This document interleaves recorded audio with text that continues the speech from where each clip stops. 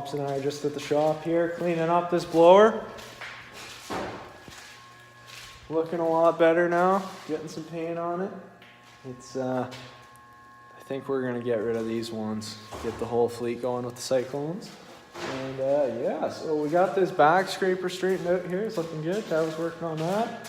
Had a nice little bend in it. Stuff always gets hit. And the last storm we had,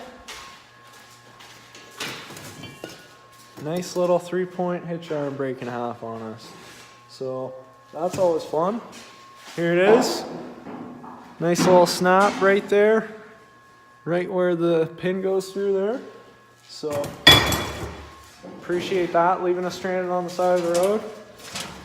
Oh, you chopped that support back there, eh? Yeah, we had to cut it right back, which is not what I wanted to do either, but No, right. it is what it is. Yep.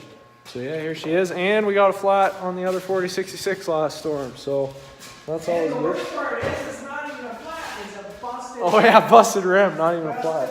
rim, which John Deere won't cover. Yep. No warranty.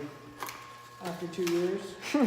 That's criminal. It is. Go to jail, those guys. Yep. So that's what's up.